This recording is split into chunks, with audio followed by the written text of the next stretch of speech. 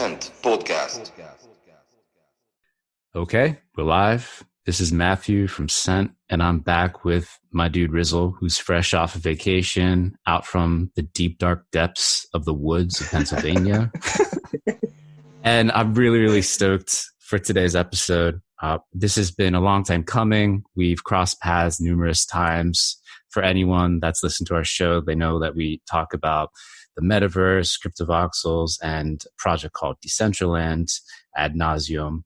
Today, I'm really excited to be able to speak with the, unofficial DCL mayor, Matty, aka DCLBlogger. Welcome to the show, Matty. Hey guys, really honored to be here. I've been listening to quite a few of your podcasts and yeah, it's awesome. Well, thank you for being here. And to get started, I know a lot of people already know about what you're doing generally with DCL, but I'm curious if you could introduce yourself and then go into some of your pre-DCL background to kind of put your bona fides on the table of what you were doing previously.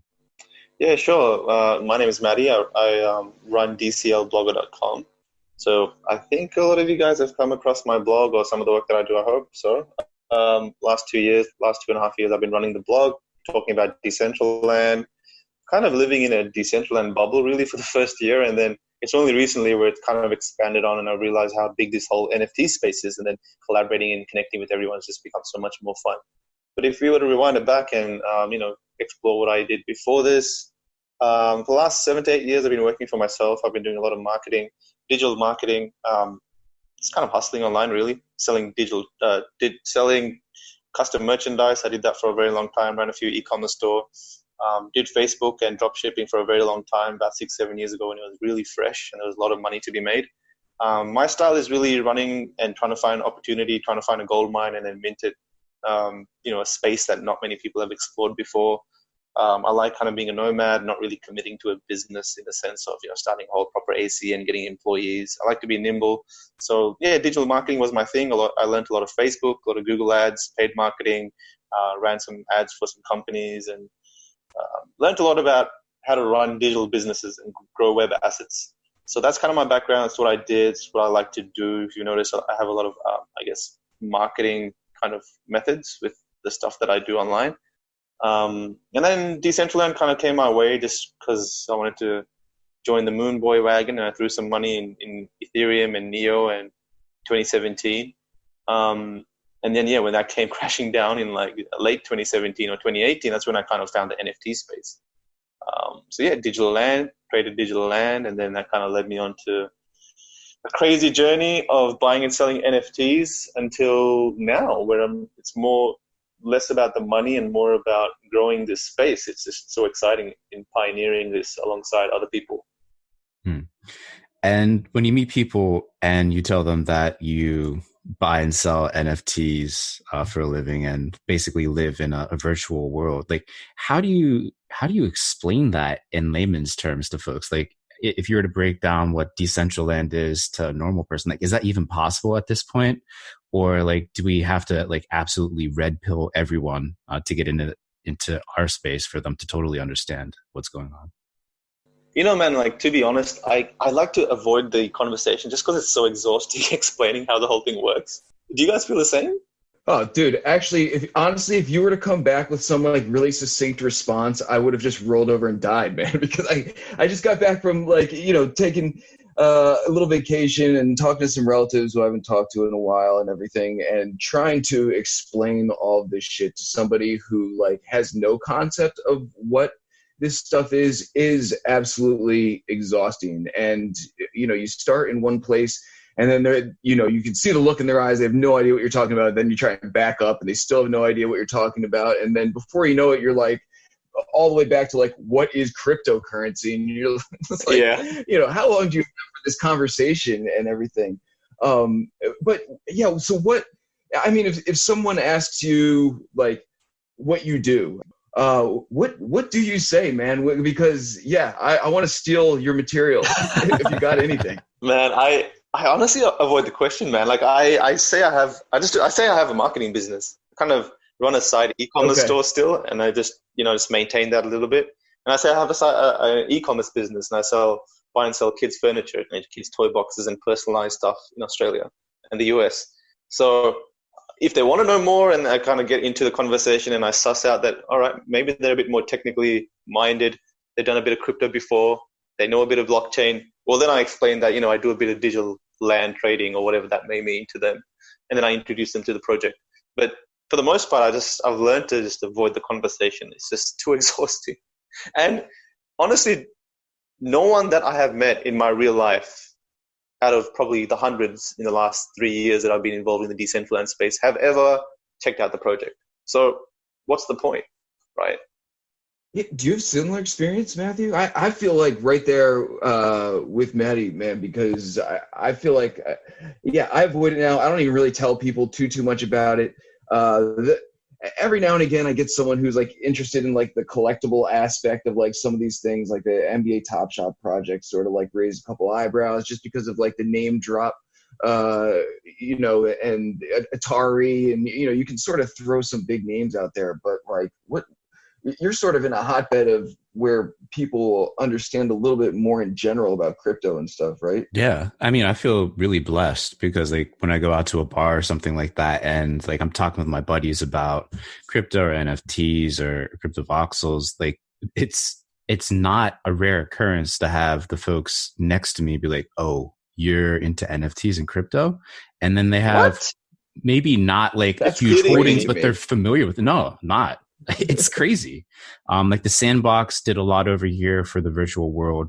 Like one of their, I don't know if it's like the first 3 or 4 land sales. Their Korean community manager, Johan, really has done a lot of great work introducing the concept to a larger market. Because, I mean, back in 2017, the huge bull run, like everyone and their mom was obsessed with crypto, like Bitcoin and Ethereum, right? And a few people got the NFT bug when they're like, what the fuck is crypto kitties and breeding digital cats? How is that even possible? And then that kind of strain has just progressed to this point where, I mean, there's a rather mature underlying audience and people are predisposed to already doing like, they call them like ant investors, Gemi Tuja. Like basically the Korean Robinhood has been super common over here for years and years and years. So any opportunity to scoop some alpha or anything like that, investment wise, people are pretty quick to the draw on that. So it's interesting over in Korea. That's actually pretty cool, man. In Australia, I feel like we're 20 years behind. We just really haven't caught up. I haven't met anyone, hardly met anyone that's ever purchased crypto. They know it. They know what Bitcoin is. They definitely don't know what Ethereum is. And if they do, they probably just know it's a currency. They don't really know what the tech is at all. And to think that people around you know what an NFT is, that's, wow, way more forward than I'd ever think. I'm with you, man. In the US, I feel like it's the exact same way. And I wonder if like the people who I know who do know about crypto would know anything had I not been like, running my mouth for the past, however many years or whatever. So, dude, I'm curious to know, like, what specifically, I mean, obviously Decentraland is like a really just fucking cool project, but curious to know, like, obviously you are DCLBlogger, man. You could have been like Crypto Voxels blogger or Metaverse blogger, but you've like doubled down on DCL. Is there, like, what is it about the project? And I'd also be curious to hearing from you, man. I just don't spend a ton of time over there, like, what some of like the really hot shit is going on over there, what's some of the hot spots, just sort of like a up and coming thing. Yeah, look, man, Decentraland for me was just I kind of stumbled upon it in the sense that you could buy digital coins, cryptocurrency. Okay, that's cool. I had a high risk portfolio of cryptocurrencies, kind of I classified them as high risk. And then digital land I came across and I was like, oh, let me invest some money into digital land. So I put a few $100s there. But what I realized is that when you buy land, you could kind of hustle people down. You can negotiate your prices. And it's kind of like Bitcoin now is trading at 9,300. If there was a chance to hustle someone down and get it at 8,500, why wouldn't you do that and then sell it for 8,290, right? So for me, my entry into Decentraland, because that's what I did with cryptocurrencies. I bought it and then I sold it when it goes higher. So my mindset with this was, let me buy it and then wait a second, someone's come and offered me twice the price 2 days later. And then I just sold it. So I got really good at that. And for the first year and a half, like as shallow as it is, that's what it was about for me. It was just literally buying and selling land. And a lot of really large whales that had invested, especially during the hype phase of 2017, they'd purchased land for 1,000 mana and they were happy to offload it for 3,000, 4,000 mana. But that was actually a steal because you could buy it at 4,000 and sell it at 8,000, 9,000. And some of them, because the land market hadn't matured at all. So some lands connected to roads, closer to the center, were kind of selling for the same prices on the far outskirts because no one really knew how to value them, apart from a handful of people like myself who was trading them so often.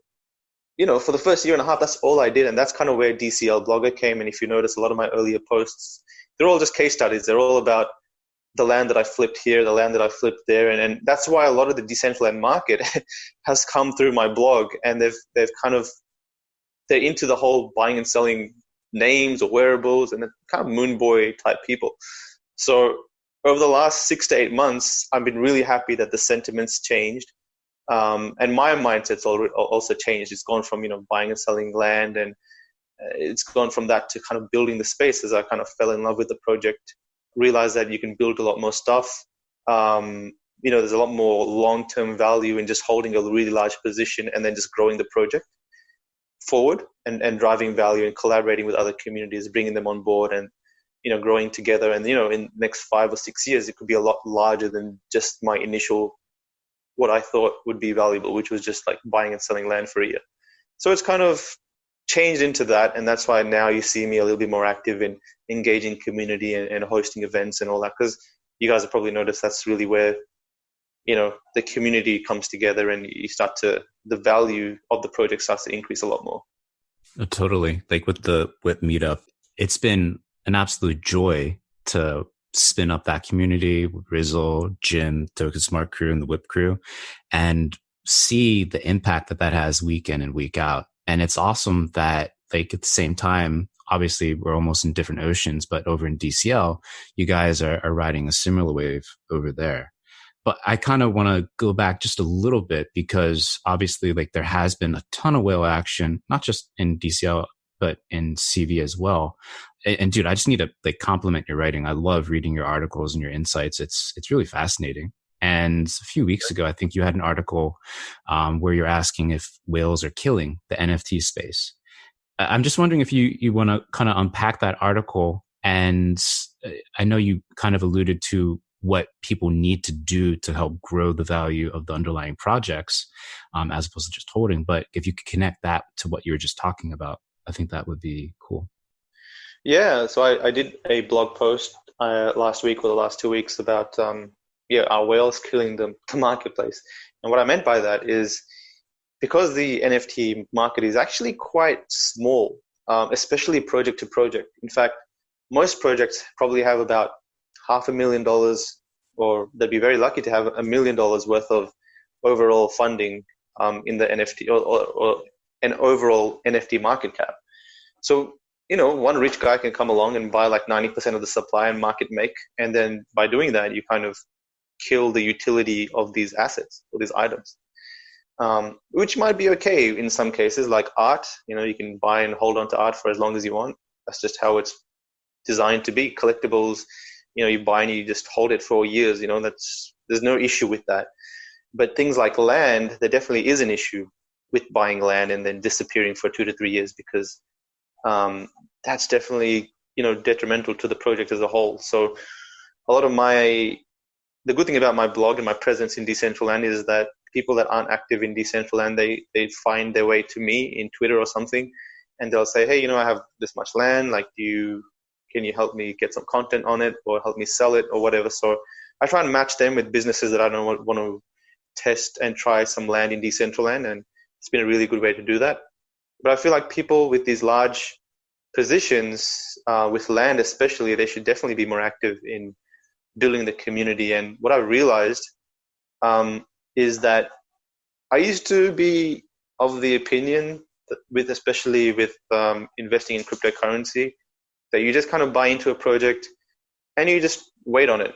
They make their moves they make connections, they, get listed on different exchanges, the price of the token goes up, and, you make your money. But with the NFT space, you, especially as a large holder, you're supposed to pioneer it in the direction you want it to go in. I mean, as in, like, you have the power to do that. And a lot of the earlier events, if you notice, were a lot of conferences and fun events, meetups with the Decentraland, because a lot of the core members, we like games and we like conferences, we like business and entrepreneurship, and we realize that if you push this momentum, then more people will start to host conferences, and the vibe will go in this direction. And then we started competitive gaming with the soccer match, and there's people building basketball courts and basketball stadiums. There's talks of reskinning this game to an ice hockey stadium. We can really build it the way we want to and kind of start these momentum avenues. So, there's a lot of things we can do, especially even if we hold a large position of land, we should be very active in onboarding creators and artists, because they're the ones that are going to be the backbone of this space. They're going to make this space unique and mysterious. So, it's in both people's best interest, especially whales, to kind of give that land to people that'll use it. And I know Whale Shark does this really well. But just, a comment to mostly the Decentraland guys as well, because it's such a huge project and it had so much money go into it that there are whales that hold very large positions. So, just talking across the space in that sense. Dude, I think I got you figured out, man. Same people. Right, so correct me if I'm wrong. Right. Dude, you're speaking my language, man. And you were flipping some shit on the same like blueprint as you were with like all smaller coins or whatever back in the day, and knew how to make your money flipping, and I can echo the same thing. And what sounds like happened is you just hit it. You either got stuck with a giant bag of DCL land or realized you were flipping some shit that actually had like a significant amount of potential and decided to actually pitch in. Because, dude, I have like a bunch of bags that I've been holding on to for a long time with active projects that I'm like, I'm not helping you guys out. Like, you know what I mean? I could if I like really wanted to, but I don't really like believe in your project like that. And I'm going to do exactly what you were saying earlier and in just sort of kicking back and hoping you all get listed on some other exchanges so that I can do my flipping thing and, dip out when the time is right or whatever. So I'm like, you had to either find yourself in a situation where you started overpaying, thinking the market was still going to go up, or you just bought in head first, and seems like you were right. Like, whatever fortuitous way you came to the point where you are now, seems like a brilliant maneuver. So were you spreading yourself thin and just decided to double down, or what? How? Nah, well, for me, buying on Decentraland, I've only ever done it by negotiating very large deals and positions. I hardly ever buy from marketplace. So, okay, I only buy from someone, a whale that comes by and he's like, I have 60 lands, I need them gone, I have bills to pay in 2 days. Hey, Matty, can you make me an offer? And most likely, there's no one else there in Decentraland that has like, tens of thousands of dollars they want to put down and give this guy his liquidity that he needs to kind of cash out. So for me, it's a damn good deal because I can probably get it cheaper than marketplace. And for him, it's a good deal because he needs the liquidity. And without me, he's not going to get that. So by doing that and focusing on those deals, one, I can't compete with the smaller deals because they get bought up real quick on the marketplace and OpenSea. I definitely can't install bots, and I'm not really quick with, buying stuff. And they get listed really cheap. So I'm not even going to compete. I can compete with larger risk moves because not many people are willing to take that risk. So for me, a lot of my buys with land, for example, right now they're sitting at about 15,000 mana floor. Conservatively, let's just say it's a 12,000 mana floor. I try and buy in bulk at about 9,000. So worst case scenario, I can sell it at 12,000. Yep.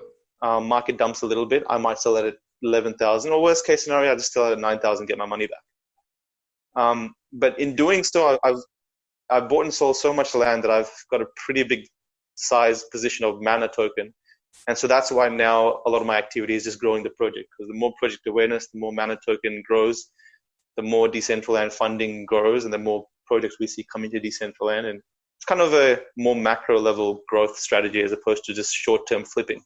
So you're flipping and got lucky, or you're a genius? or both? Look, luck was a huge part of it, but people are attracted to money, man. When they see digital land flipping for like 100K, of course it's going to get covered from PR and news sites. That's what happens.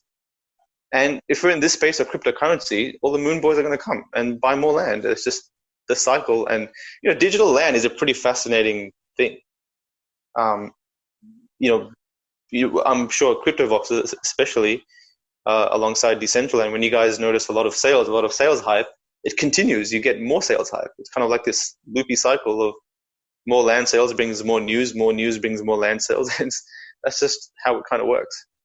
From the perspective of like living more in CV, like if we talk about the CV team, it's just basically Ben on Discord or Twitter or whatever, and it's the community. Like there's like some pretty clear stakeholders. With DCL, I've always been struck how the stakeholders and the stakeholder arrangement seems quite complex. I'm just wondering if you could like unpack the relationship between what folks call the DCL core team versus landholders versus mono holders versus like all the other constituent parties that comprise the DCL ecosystem, and like how they interact with one another and how things change. Because that's super opaque to me as a quote unquote outsider. It can definitely be confusing, and I see Ben being very engaging with CryptoVoxels, and I've highly admired that. Every time I go into CryptoVoxels, I see a lot of Ben, and that's really, really cool. In fact, I feel like that is how you should be at a startup phase of the project.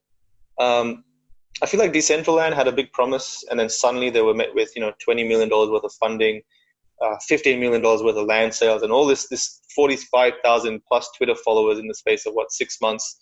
That I don't know if they could afford to spend time managing the community, so they just hired a couple of community managers to do that. And so we didn't really see much of them, and for a very long time the community was quite frustrated because we'd ask questions and we'd be like, we want answers to this, like what's happening. But then we started to form a lot more, I guess, cohesiveness with the community members, or at least core community members, in the sense of myself, the MetaZone guys, some of the larger developers, and what they're doing. And we started to have a lot more dialogue between ourselves and the Decentraland community reps, and they kept us in touch, and we started to get them on Zoom calls. And now I guess there's a bunch of us that not really mediate between the DCL team and us, but there's a lot more openness. So there's people that stalk, I guess, the Decentraland GitHub. They pick up stuff that's happening. They'll tweet about it, and we'll be like, oh, cool, we're going to be releasing this soon in the next 2 weeks, 3 weeks. Developers kind of know how to decipher that information. The admins of Decentraland come in and tell us more stuff. In terms of how everything works together, it's interesting because there's people that invest in different spaces in Decentraland. There's people that hold mana and they kind of hang around the Telegram chat. There's people that hold land and they hang around land trading chat. There's people that buy and sell names. There's people that buy and sell wearables, and they're all similar communities, but they're also different communities. It's very, very interesting. I feel like that space of Decentraland, of having a opportunity in each of those areas, because Decentraland, it's a little bit different. They want to hold the scarcity thing because in their view, that's what creates the value. That's why the wearables isn't an open market yet. They want to roll it out in the sense that they don't want to flood it out and create a space that there doesn't seem to be much opportunity. But it seems like, these are growing in their own tangents, and we cross over sometimes. For example, there's people that own a ton of wearables but own zero land or zero mana. That's just why they're in Decentraland. I don't know. It's kind of scattered, but it's good because I feel like people in Decentraland, they know where to get their information from if you connect to the right Twitter accounts. But we don't have, we don't have the admins themselves come in. We don't have like the creators themselves come in often. We're starting to have more Zoom calls and do that more regularly. And that's where I guess DCL Core came in and started to do more Zoom calls, like a weekly thing. And we start to get, community members on and talk about, we had Esteban actually on last Saturday, and he told us about the project and what he's planning for Decentraland and his ideas on what he thinks and whether we should go to a client or stay in a web browser. And that was really cool. And I hope we continue to do that. But I think it was up to us to really reach out and start to get them on board.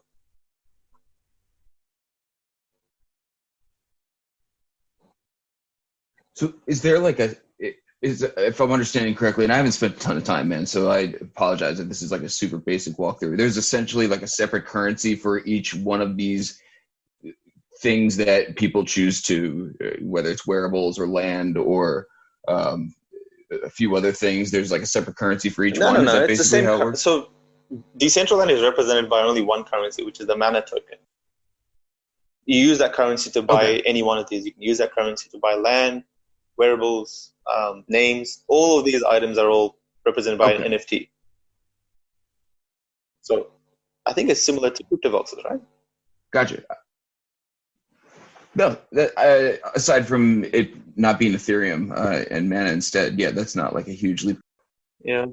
I want to get into the fun stuff, like the events, the games, which kind of also segues into like what maybe some of the shortfalls and limitations of DCL are at the current point. So if we can start with like the good stuff, like the community, the events, the games, just kind of walk us through what's happening now. I know you alluded to a little bit of that before, and then where you see that unfolding, and then kind of like cut that optimistic take with, well, like what are the limitations of and hurdles in front of you to achieve like that greater vision, the greater development. Yeah, I think for me, I'm really excited about conferences and business and entrepreneurship and having some sort of a Shark Tank thing in Decentraland and some sort of business hub where people come and work from and share ideas. You know, I'm really big on entrepreneurship and I love it. I love the whole global aspect of us coming together and freely exchanging ideas and money. So for me, that's kind of where I spend my time. That's why I've done a lot of conferences, trying to bring different projects together in Decentraland. I've tried to be a little bit more focused on getting VCs and you know, projects that fund other projects, because you know, once there's money involved, then things start to accelerate a little bit more quicker. So I'm talking with a couple of people that are bringing in some outside communities to Decentraland, and they're bringing in their companies and projects that may be interested in establishing some sort of a HQ in Decentraland. That's kind of I love that stuff. So Matty recently, I don't know if you guys saw it on my Twitter, but they recently deployed some sort of a build in Decentraland, and they'll be starting to host, you know, video conferences with the projects that they've networked and integrated with. Matty, we had a bunch of art projects come. There's quite a lot, actually. If I would list them, I can't remember.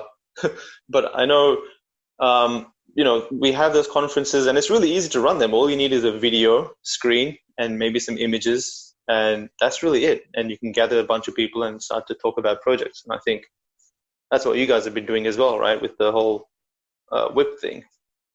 Yeah, but okay, so there's definitely things that are doable. DCL, their basic capabilities are definitely, I think, a little sharper on the video end, audio end. Things are more together, but there's also trade-offs with that. Like there's the concept of realms, or how they deal with sharding with a D, and how like it doesn't seem as populated at sometimes because of that, scaling issues, things like this. I'm wondering if you could talk about that, and like maybe, you know, some plans of how that'll change, or, you know, there's a bottleneck that needs to be fixed. For example, like the game, the Moonshot World Cup is a really cool initiative that you guys all of you are putting on. Cent just kicked some serious ass today, 12-0. Progressing, we're going to kick Decentraland's ass next week. But like the game experience was a little bit, it felt a little flat. Like, if I'm going to be honest, like I was lagged out. I literally couldn't play at all. I know some of my teammates were having a ball, but like I was just like, it was unplayable for me. So I'm just wondering if you could speak to that and how you plan to address those issues that every project in the space is going to face. I've kind of given the first 2 years of us being in public to just this sort of activity. They're going to be big events. They're going to fall flat on their face. Some of them are going to be very successful. But at the end of the day, they all give very valuable data to the team to get them making decisions quicker. So for a while, you know, we've all kind of wanted some sort of a standalone client to complement the web browser. We love the web browser. We can just give a link out and people can jump in with the link. But I don't think Decentraland is as load friendly as CryptoVoxels, just because it has so much going in terms of the visuals, right? It just cannot render as quick as CryptoVoxels or other stuff. So it's kind of a trade-off. So I feel like this Moonshot soccer tournament, it really pushed the devs to kind of think of the viability of that sort of a move, whether we should have some sort of a standalone client to complement this. Let the web browser lead in the sense of what type of graphics quality we should have, because a lot of us are pretty happy with the Decentraland graphics quality. We just want a faster, more fluid, less laggy experience. Mm-hmm. So that, I think what I've realized as well is we have to look 6 months, at least 6 months forward in terms of what's in the plans for stabilization and growth for the project, and look at that in the sense, instead of looking at it what it is now. Right now, we do have a bit of a laggy experience, and yes, we are sharded to 50 people per realm, but they're aiming to have hundreds of people per realm, or 500 plus people per realm at least. So that the next few iterations or the next phase of Decentraland is going to be very heavy with stabilization and fixing the lag and trying to have more servers up to cater for people that are further away from the core servers. Because with Decentraland, it's all community-run servers, right? It's not just Decentraland. Like, you can hold a node, I think. I'm not really tech savvy. I just know that you can hold a content server, and you can host the Decentraland content. So if there's no one in Australia, that's why I always get very bad latency and very choppy experience with these sort of things. But people that are more closer to the well-run servers that the community members are hosting, they have really good, experiences. So things like that will increase as more people jump on and host these servers. But there definitely is bottlenecks in the lag and stuff. And I think you guys feel it too when CryptoVoxels fills up to like 100 plus people. And I don't know if a web browser can fix that. I'm not sure. I've never been, this is new for me as well, in the sense of being someone watching this space grow from zero to something. I don't know from a tech standpoint, is it viable to believe in a browser that can be 100% functional for everyone? Or should we have a complementary standalone client? So, yeah, I don't know, man. I don't know, man. I'm talking to two people who have never fallen flat on their faces trying new things or experimenting or whatever. So I really can't identify with you at all there. No, I appreciate that, man. I feel like we're all in the same boat with that. What is the biggest bottleneck in your opinion, and maybe beyond Decentraland, in terms of like this, the virtual worlds, the virtual lands becoming more of a thing? What do you see being the biggest hurdle at this point? I think it's a mix of the laggy experience and the onboarding experience. The whole MetaMask thing, gas fees. I'm pretty sure you guys probably experience the same thing. People are used to just putting in an email, a password, and that's how they manage their security. They don't want to hold on to freaking private keys that they could lose and lose potentially tens of thousands of dollars. No one wants to deal with that. Only people very big in this space will deal with that. But the majority of people, they still hold their money in exchanges. They know the risks. They know exchanges have been hacked like hundreds of times. But that trumps them keeping, them getting more technically involved. So I think we need to cater a little bit more to the wider audience. I know Reddit recently introduced cryptocurrency to a couple of their subreddits, and I tried out the process. It was just so smooth. Email, password, click a button to claim your coins, and then use your coins to give people, you just send them, you transfer it to their addresses. And it's just so simple. It hardly felt you were on blockchain. So we need that sort of a smoother onboarding experience. That's going to be a big one if we can solve that, because then you don't have to tell people it's on blockchain. You can just tell them there's digital land, they can jump on and build stuff. I think if we can get to that point, we'll see a lot more growth in this space. But I did a comparative diagram. I'm not sure if you guys saw it.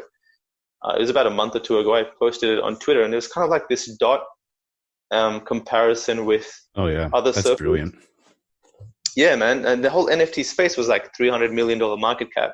And you compare that to the Ethereum space, which was like 120x bigger. I think it was like 24 billion or something.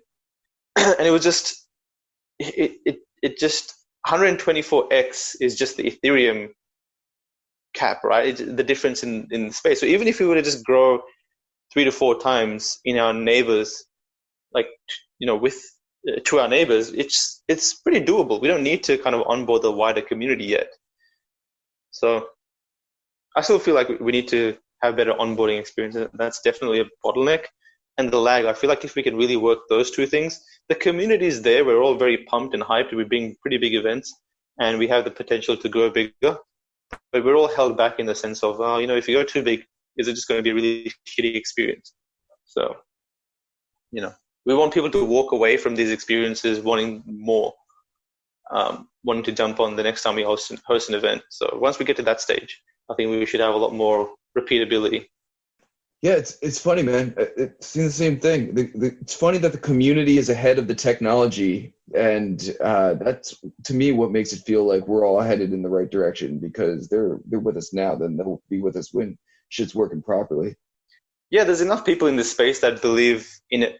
I'm pretty happy with there's so much talent in this space. I'm not talking just Decentraland. I'm talking across the board. There's people that know good marketing, that know how to build good games. There's people with a ton of money. There's a lot of artists. We have each part of the formula.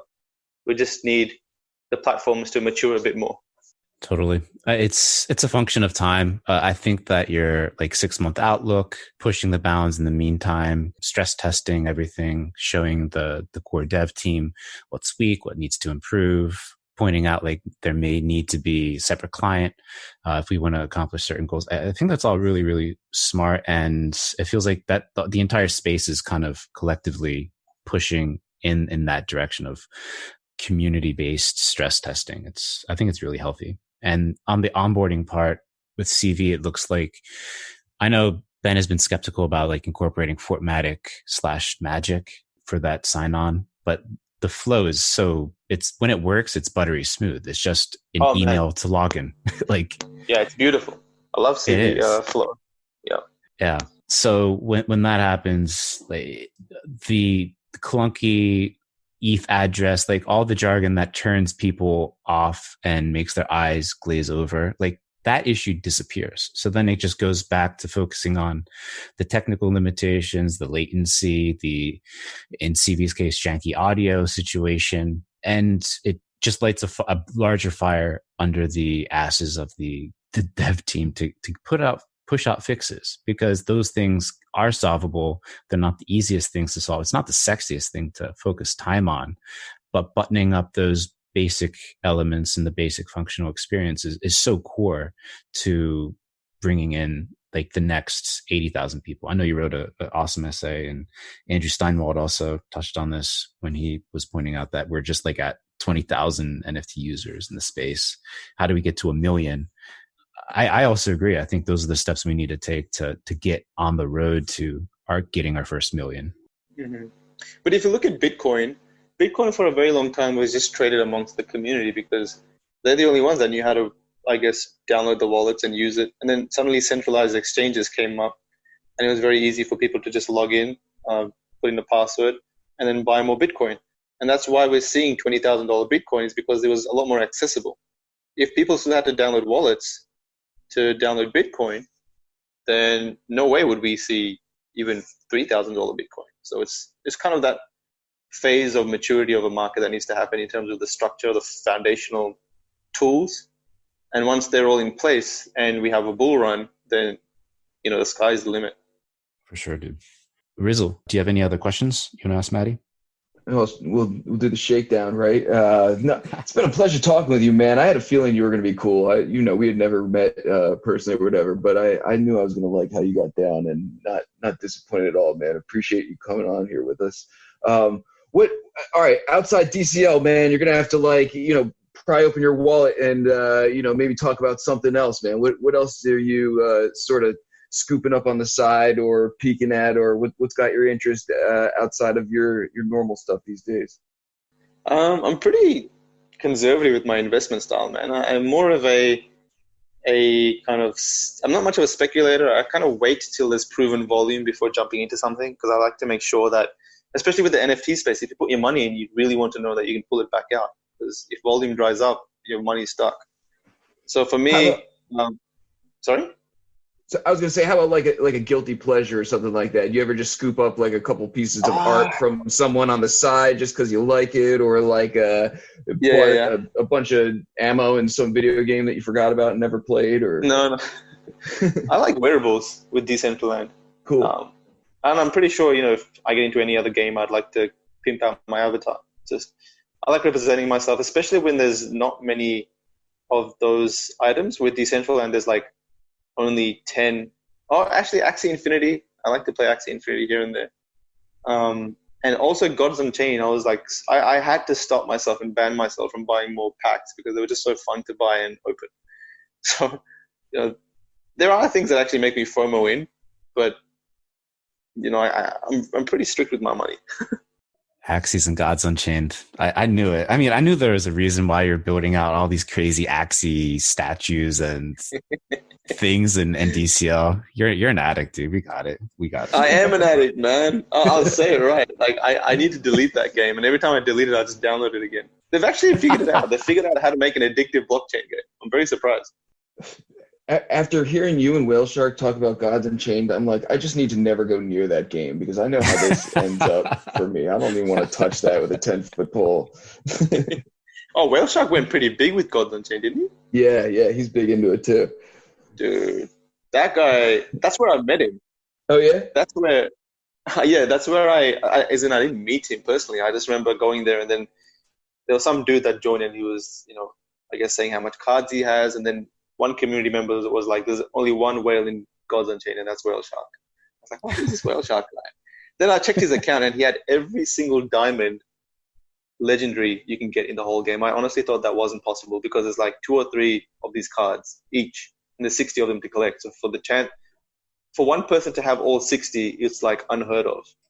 And Whale Shark had it, and I was like, holy shit, this guy, I don't know how much money he has, but that's a lot of freaking... that's a lot of money he's put into Gods Unchained. And then he continued that with crypto voxels and art. And yeah, that's where I kind of was introduced to Whale Shark and the buying madness that comes with it. But that's really pretty cool. Me and Whale Shark talk here and there. I like what he does. Every now and then when we chat, we're kind of on the same level in the sense of the way we think about the whole space. And I like what he does. I like Whale Shark. He's a cool guy. I'm curious. I mean, as a collector, I mean, I consider you an investor first, but I know you're addicted to like Axies and Gods Unchained potentially. When you see folks and whales, like those large holdings, does that make you like salivate at the mouth? And like, do you have to actively restrain yourself from like competing with them and trying to acquire as much as they have? Or like, how does that impact you as a collector / investor when you see these folks with these like amazing holdings and collections? For me, I have my own investing style. I don't really look at what other people do in the sense of how they invest unless it matches with the analytical kind of stuff that I look at. Because I'm big on things having a really big ground level kind of, what do I call it?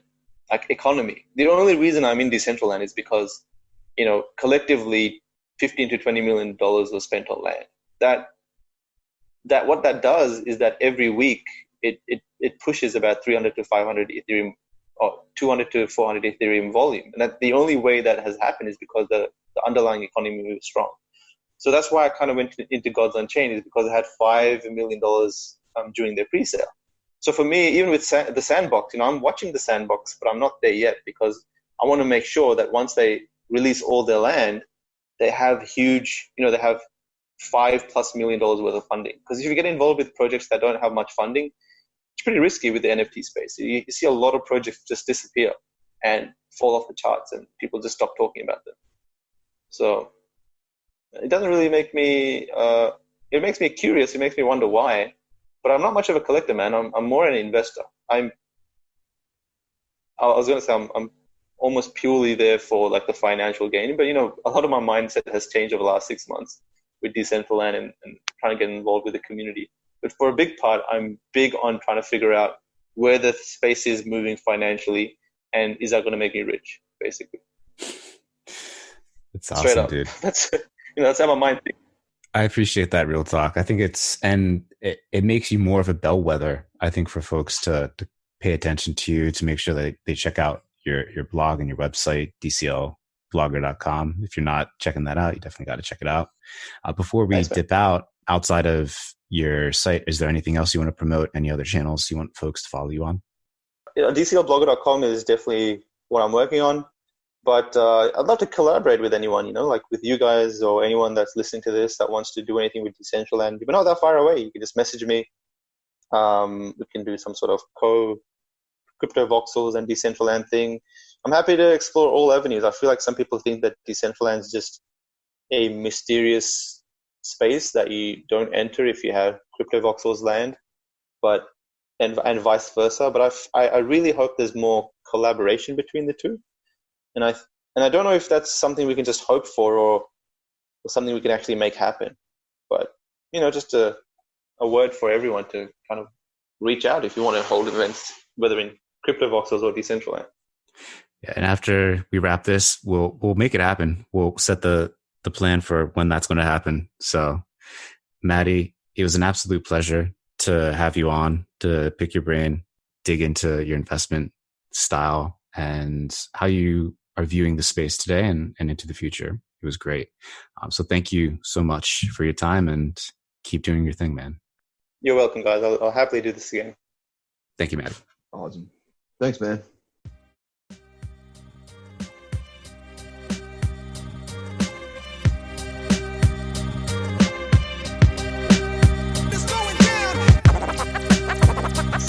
Podcast. Rizzle. Sant Podcast. Let 'em know, y'all. Sant Podcast. Rizzle. Sant Podcast.